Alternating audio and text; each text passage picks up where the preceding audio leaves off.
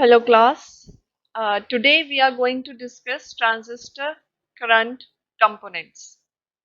Previous lecture में हमने discuss किया transistor biased in active reason and I hope कि आपने जो डायग्राम है पीएनपी ट्रांजिस्टर का वो जो मैंने लास्ट शेयर किया हुआ है आपने वही कंसीडर किया होगा, ठीक है।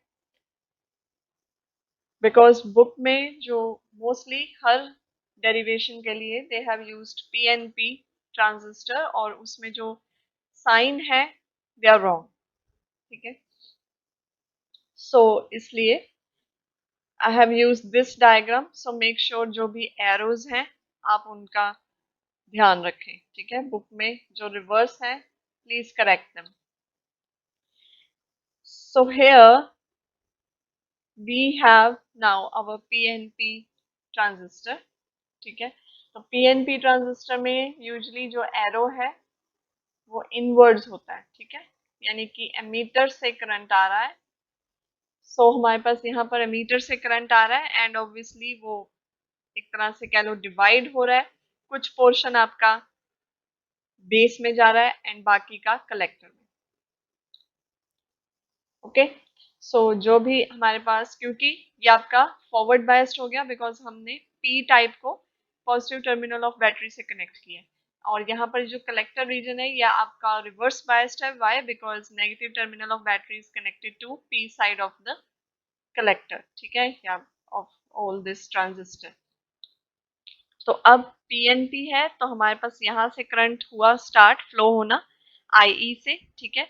एंड जो भी अंदर it will move, it will flow forward और हमने ये देखा कि वो एक तरह से डिवाइड हो रहा है, उसका कुछ पोर्शन आगे जाएगा, कुछ पोर्शन बेस में चला जाएगा। सो हमारे पास जो फर्स्ट इक्वेशन आती है वो ये है that your I E is I B plus I C. Okay, so this is our main equation. अब ये जो आपका एमीटर करंट है ये एंटर कर गया, ठीक है, पी रीजन में which is your emitter region, ठीक है। ये आपका एमीटर है।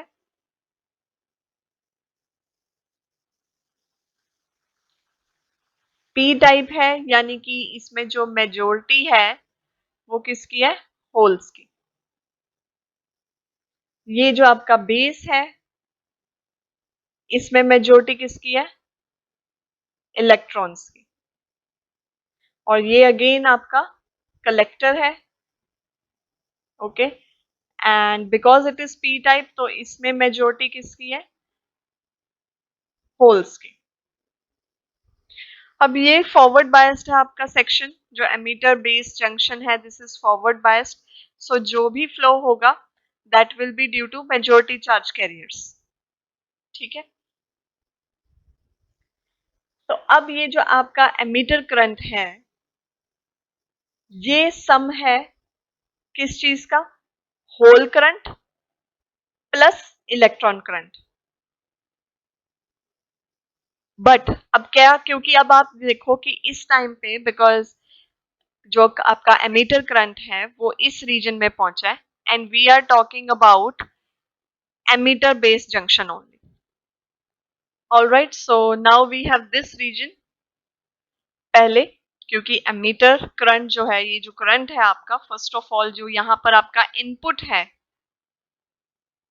वो एंटर कर रहा है एमीटर में, ठीक है। और we have emitter base junction इस time which is forward biased, ठीक है। यहां से कलेक्टर से तो हमें आउटपुट मिलता है।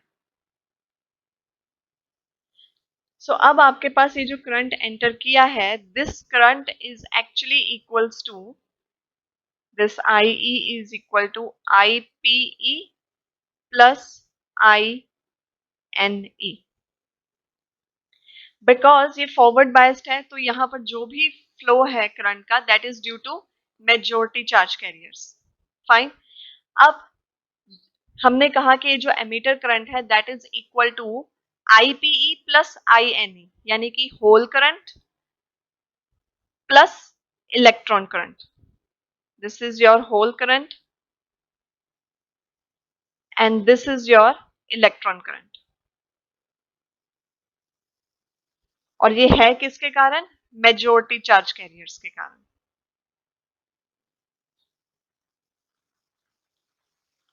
So let's see how is it possible. अब आप ये देखो कि पहले है आपके पास जो एमीटर है, दिस इज पी टाइप। तो पी टाइप में होल्स मेजॉरिटी में, ठीक है। तो ऑब्वियसली जो होल्स हैं they will move towards N region. जो आपके होल्स हैं वो पी से एन में जाएंगे।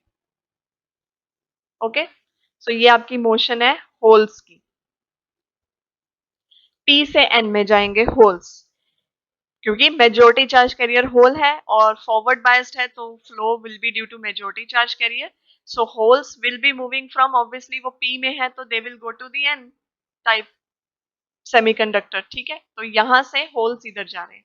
एंड आपको पता है कि जो डायरेक्शन ऑफ करंट है that is same as direction of flow of holes. जो होल्स के डायरेक्शन होती है वही करंट की डायरेक्शन होती है, ठीक है।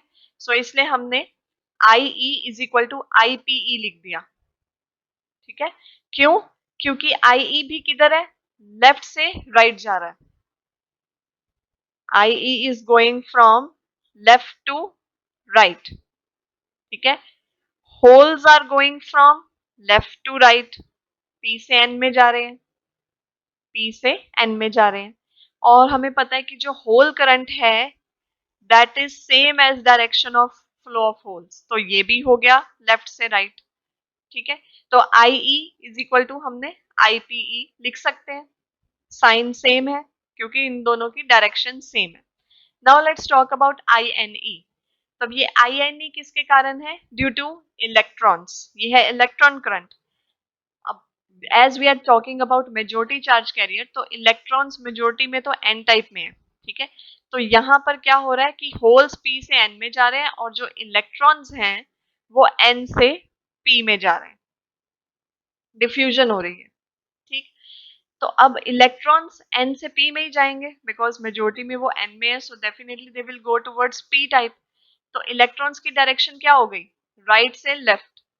तो अब अगर हम लिखते हैं कि इलेक्ट्रॉन्स जो हैं they are moving from right to left. और अगर हम करंट की बात करें तो as I have always mention कि जो डायरेक्शन ऑफ करंट है that is opposite to the direction of flow of electrons. Holes की सेम होती है और इलेक्ट्रॉन्स के लिए ऑपोजिट। तो जो आपका I N he N E है वो इसके ऑपोजिट हो जाएगा। तो अगर ये राइट से लेफ्ट है तो वो हो जाएगा लेफ्ट से right. Okay, so in this way I N E की डायरेक्शन भी सेम हो गई as I E and I P E. तो हमने यहाँ पे लिख दिया I E is equal to I P E plus I N E. Fine, ये क्लियर हो गया फॉरवर्ड बायस रीजन में कैसे जो ट्रांसमिशन है हो रहा है। ओके, अब हमें पता चल गया कि होल्स जो है वो एमीटर से बेस में जा रहे हैं।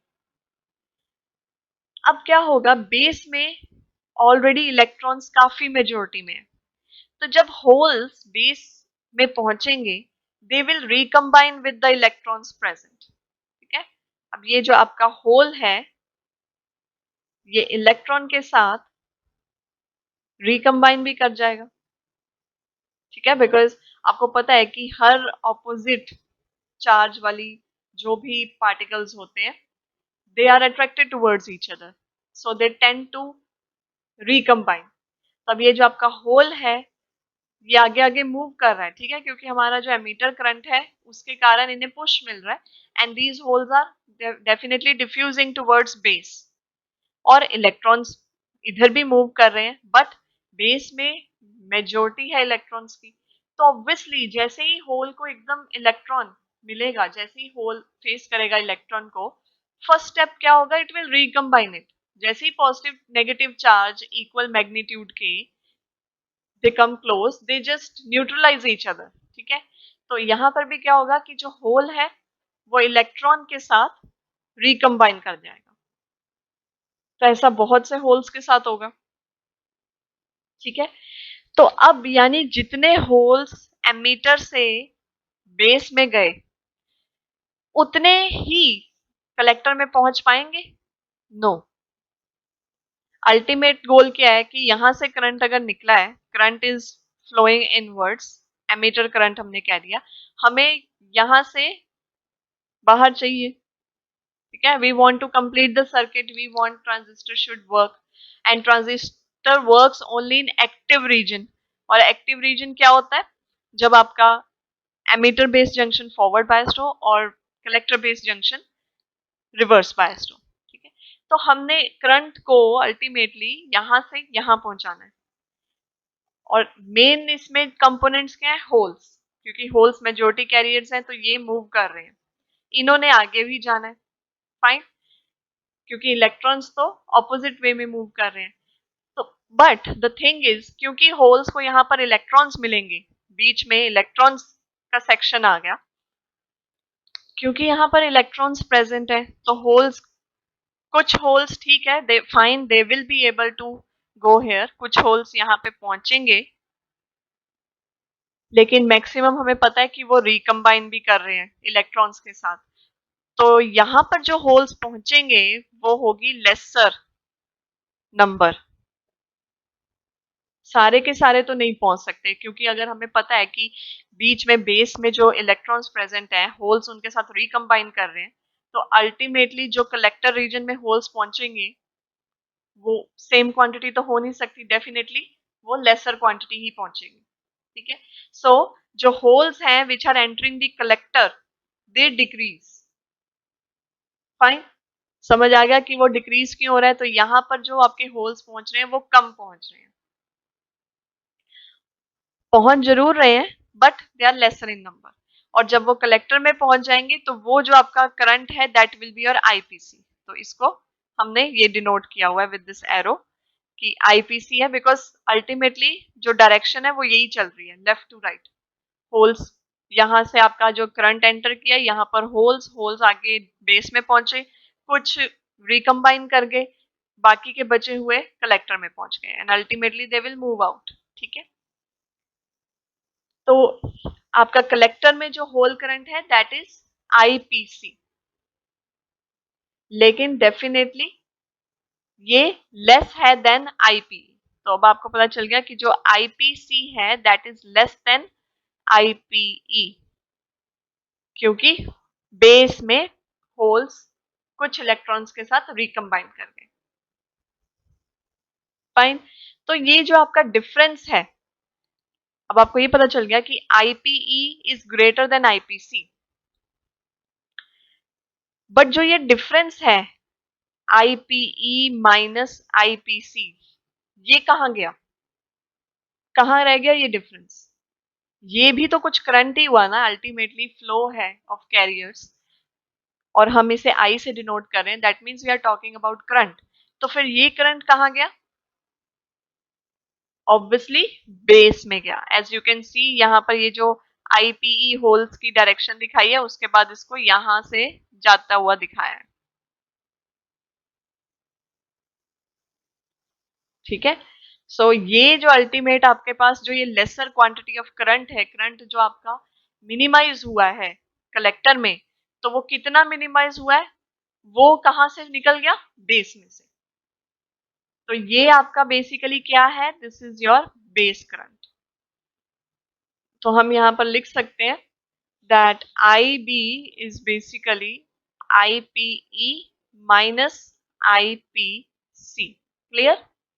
पहले हमने आईई लिख दिया कि वो किस तरह का करंट है, अल्टीमेटली आईई स्प्लिट हो चुका है, आईई ने अपना काम कर दिया, उसने होल्स को जो है पुश कर दिया दूसरी साइड, एंड अल्टीमेटली उसने इस पीएन जंक्शन को फॉरवर्ड बायस कर दिया। So obviously majority charge carriers का डिफ्यूजन होना था, तो सिंस पीएन जंक्शन, ये अल्टीमेट ये पूरा जंक्शन है आपका पीएन जंक्शन, ये फॉरवर्ड बायस है, तो मेजॉरिटी कैरियर्स मूव करेंगे तो होल्स पी से एन में एंड इलेक्ट्रॉन्स एन से पी में मूव करेंगे। This is what is happening. और हमने लिख दिया कि अल्टीमेटली जो करंट जनरेट हुआ है, hole current and electron current, their sum is equal to the emitter current. और हमने डायरेक्शन भी स्टडी कर ली कि क्या क्या डायरेक्शंस थी, और अब हमें ये भी पता चल गया कि क्योंकि होल्स आपके ultimately they will move towards collector, but in between बीच में बेस आ रहा है जहां पर मेजोरिटी में इलेक्ट्रॉन्स है, तो होल्स जो है वो इलेक्ट्रॉन के साथ रिकम्बाइन करेंगे। सो अल्टीमेटली जो होल्स आपके कलेक्टर में पहुंचेंगे उनकी क्वांटिटी कम होगी, क्योंकि कुछ होल्स ऑलरेडी बेस में रिकम्बाइन कर चुके हैं। तो दैट मीन्स कि जो आपका कलेक्टर में होल करंट होगा दैट इज लेसर देन जो होल करंट था इन एमीटर। तो ये जो डिफरेंस है वो कहाँ रह गया? बेस में। तो हमारे पास जो बेस करंट है that is this hole current of emitter minus hole current in collector. यहां तक क्लियर? अब हम नेक्स्ट क्या कंसीडर करते हैं कि सपोज एक ऐसी सिचुएशन है जिसमें कि एमीटर तो आपका ओपन सर्किटेड है और कलेक्टर स्टिल आपका सर्किट में है। ठीक है, so if in this case अगर आपका एमीटर ओपन सर्किटेड है बट कलेक्टर अभी भी रिवर्स बायस में है, यानी एमीटर के साथ तो हमने कोई सप्लाई नहीं दी बट कलेक्टर आपका रिवर्स बायस है, और हमें पता है कि ठीक है फाइन एक बहुत लार्ज स्केल पर भी से कि रिवर्स बायस सिचुएशन में there is no conduction because resistance is quite high, but हमने ये भी पढ़ा है कि there is some level of current जो कि माइक्रो एम्पियर्स में होता है and that is due to flow of minority charge carriers. ठीक है, तो अगर आपका एमीटर ओपन सर्किटेड है, it is not connected but आपका कलेक्टर रिवर्स बायस्ड है अभी भी, तो उस केस में जो आपका एमीटर करंट है वो तो हो गया जीरो, और जो आपका कलेक्टर करंट है वो बेसिकली क्या होगा? अगर आप ये सोचो कि आपका बस ये वाला पोर्शन, ये एनपी पोर्शन वर्क कर रहा है, तो ये हो गया एक तरह से PN junction diode reverse biased situation. तो उस रिवर्स बायस सिचुएशन में जो हमें करंट मिलेगा वो कौन सा करंट होता है?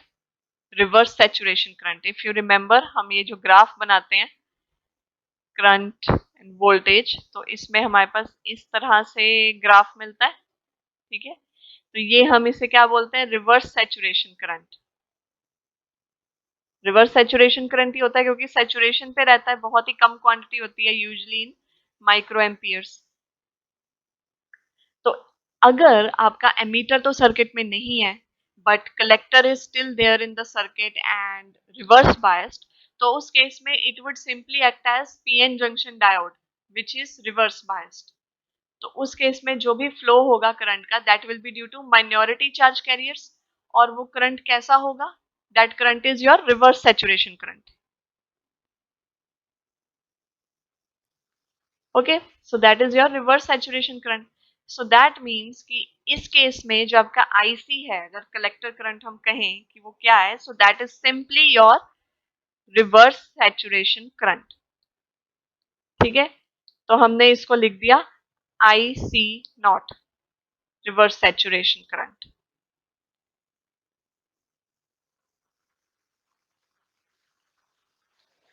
सो हियर हमने देखा कि ये है आपका reverse saturation current I C not. अब ये किस किस चीज से बना? ऑब्वियसली इस टाइम पे आपका जो कलेक्टर है, collector base junction, that is reverse biased. So ये जो रिवर्स सैचुरेशन करंट है this is due to flow of minority charge carriers. So this is due to minority charge carriers. तो फिर हमें देखना तो पड़ेगा कि माइनॉरिटी कैरियर्स तो ऑब्वियसली होल्स और इलेक्ट्रॉन्स ही हैं, तो उनका क्या डायरेक्शन है और ये करंट किसके इक्वल है? माइनॉरिटी चार्जेस लिख दिया मैंने। ठीक है, सो लेट्स सी। तो अब यहां पर देखो, अगर हम कहते हैं कि माइनॉरिटी चार्ज कैरियर फ्लो होंगे तो इसमें बेस में जो कि एन टाइप है उसमें माइनॉरिटी क्या है? होल्स।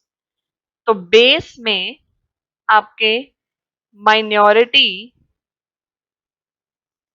है होल्स। ठीक है, सो ये होल्स जो हैं ये एन से पी में जाएंगे। फाइन, यानी कि लेफ्ट से राइट में जाएंगे because reverse saturation current is due to minority charge carrier. तो यानी कि अब जो भी फ्लो हो रहा है वो माइनॉरिटी चार्ज कैरियर्स का ही हो रहा है। तो बेस जो कि एन टाइप है इसमें माइनॉरिटी कौन है? होल्स। और कलेक्टर जो कि पी टाइप है इसमें माइनॉरिटी कौन है? इलेक्ट्रॉन्स। तो ऑब्वियसली अब बेस के holes will move towards collector और कलेक्टर के जो इलेक्ट्रॉन्स हैं they will move towards base.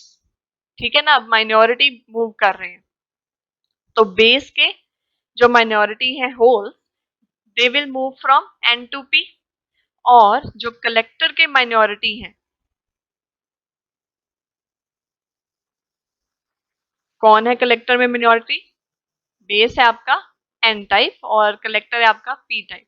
तो इसमें माइनॉरिटी है इलेक्ट्रॉन्स। तो अब ये जो इलेक्ट्रॉन्स हैं they will move from P to N.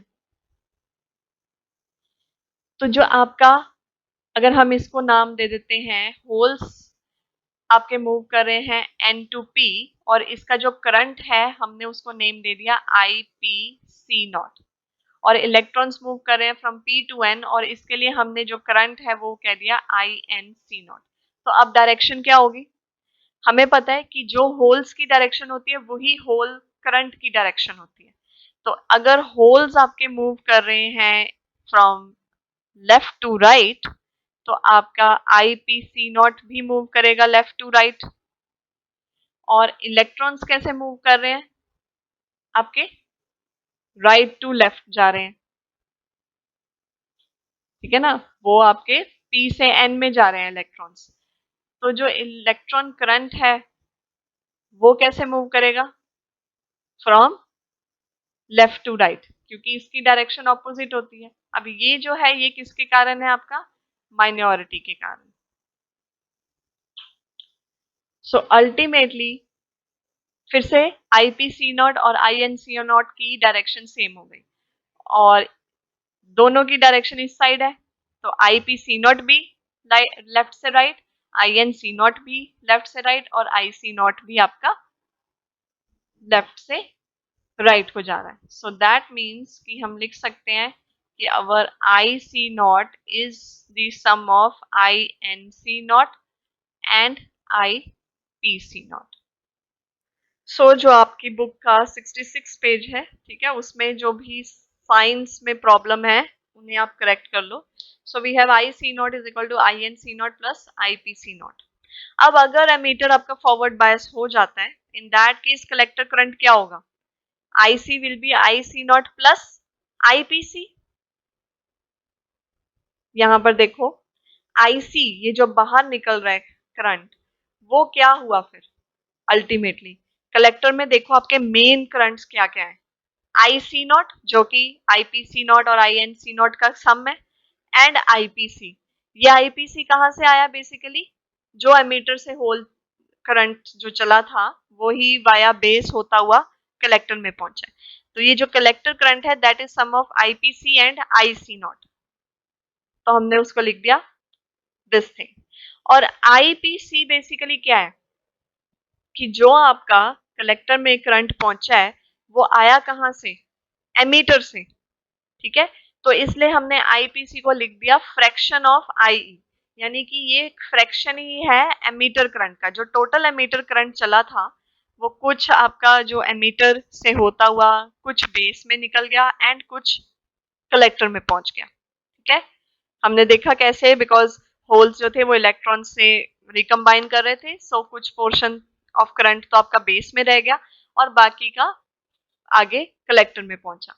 तो अल्टीमेटली ये है तो पार्ट एमीटर करंट का ही, सो इसलिए हमने इसको अल्फा आई लिख दिया। तो अगर हमने करंट गेन, इसको हम एम्प्लीफिकेशन भी बोलते हैं, एम्प्लीफिकेशन फैक्टर। ठीक है, कि अल्टीमेटली आपको गेन कितना मिल रहा है। गेन वैसे भी क्या होता है? Output upon input. ठीक है, ये होता है आउटपुट अपॉन इनपुट। तो आउटपुट क्या है आपका?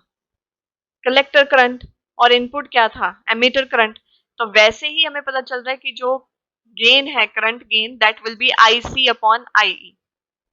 ठीक है ना, because it should be output upon input.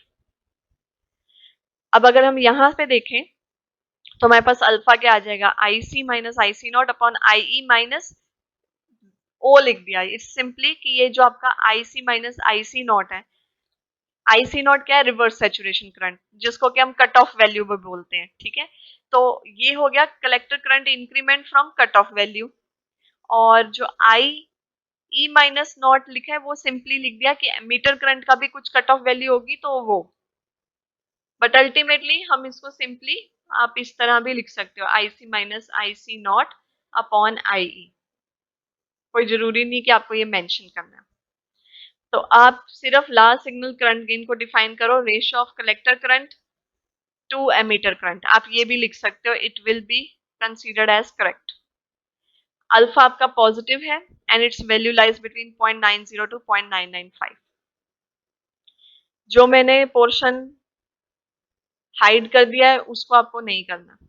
अब डीसी करंट गेन, अब हमें पता है कि रिवर्स सैचुरेशन करंट जो कि माइनॉरिटी के कारण है, that is much much smaller than collector current itself, तो हम इसको इग्नोर कर सकते हैं और आपका अल्फा डीसी आ गया IC upon IE, simply output upon input. But क्योंकि हमें पता है कि कलेक्टर करंट एमीटर करंट से तो कम ही है क्योंकि कुछ तो बेस में भी चला गया, तो since your IC is less than IE, तो उस कारण जो आपका अल्फा है वो हमेशा लेस देन 1 होता है, it is positive quantity but less than 1। Similarly small signal current gain के लिए स्मॉल सिग्नल लिखा है तो ऑब्वियसली स्मॉल चेंज रिप्रेजेंट करता है, so delta IC upon delta I. Now generalize expression for collector current, तो अब हमें पता है कि जो आईसी इज इक्वल टू हमने IC not plus alpha I लिखा है, this is valid only in active region, जब आपका एमीटर बेस फॉरवर्ड हो बायस्ड और collector base junction reverse biased हो। ठीक है, अब हमने ये जो डायोड इक्वेशन की थी, अब यहां पर हम एक्सप्रेशन निकाल रहे हैं आईसी व्हेन वोल्टेज कोई भी हो अक्रॉस कलेक्टर बेस जंक्शन। तो हमारे पास ये डायोड इक्वेशन है इफ यू रिमेंबर, जहां पर ये हमारा वोल्ट इक्विवेलेंट ऑफ टेम्परेचर होता है। तो इसमें हम आई एस, ये जो सेचुरेशन के लिए हमारे पास टर्म होती है, इसको हम आई सी नॉट से रिप्लेस कर देते हैं which is our saturation current. ठीक है, और V को बाय VC कर देते हैं क्योंकि हम वोल्टेज अक्रॉस कलेक्टर की बात कर रहे हैं। तो वो आ जाएगा I is equal to I C not E raise to power VC by VT minus 1। अब जो आपकी इक्वेशन थर्ड है which is IC is equal to I C not plus alpha I E, तो उसको हम लिख सकते हैं alpha I E plus I C not E raise to power VC by VT minus 1। यहाँ पर n सिंपली इसलिए कि transistor is used in normal mode, कि जो भी कनेक्शंस हैं वो नॉर्मल है, एमीटर फॉरवर्ड बायस्ड है, कलेक्टर रिवर्स बायस्ड है। तो इसमें हमें पता चलता है कि जो डायोड करंट है that is increased by a fraction, ये आपका डायोड करंट है एक तरह से, और उसमें ऐड क्या हो रहा है आपका अल्फा आई ई, तो आपका जो डायोड करंट है वो इंक्रीज होता है bye fraction alpha.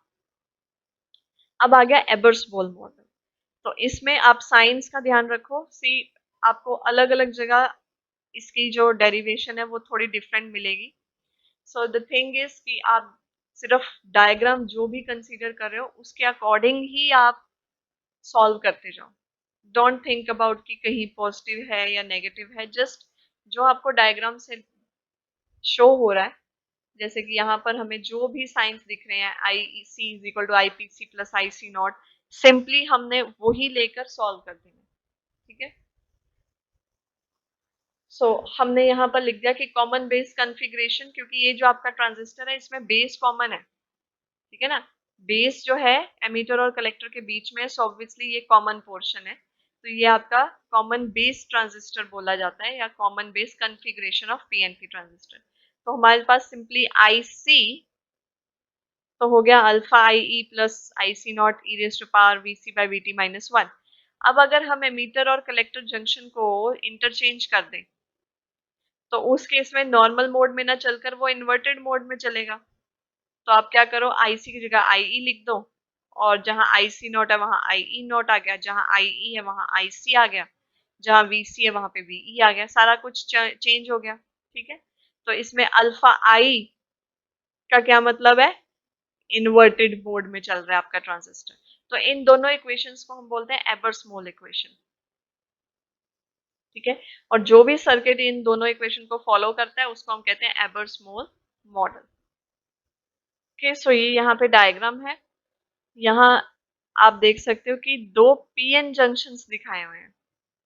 P and then this base N, क्योंकि ये दोनों साइड पे आपका N पोर्शन आ रहा है, ठीक है, और फिर ये P पोर्शन है, क्योंकि यहाँ पर जो डायोड है वो आपका इसी तरह से अलाइंड है कि ये फॉरवर्ड बायस्ड हो, लेकिन यहाँ पर ऑपोजिट वे में अटैच है।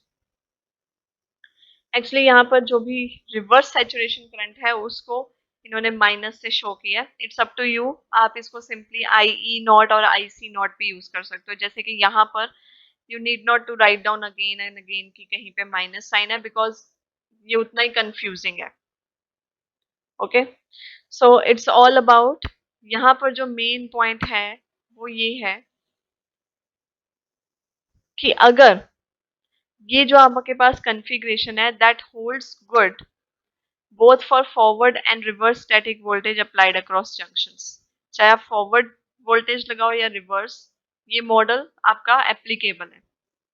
और अगर अल्फा एन और अल्फा आई जीरो हो जाते हैं करंट गेन्स, तो करंट सोर्सेज आप रिमूव कर सकते हो, ठीक है, फिर तो उसका कोई यूज ही नहीं। और ये कब पॉसिबल होगा?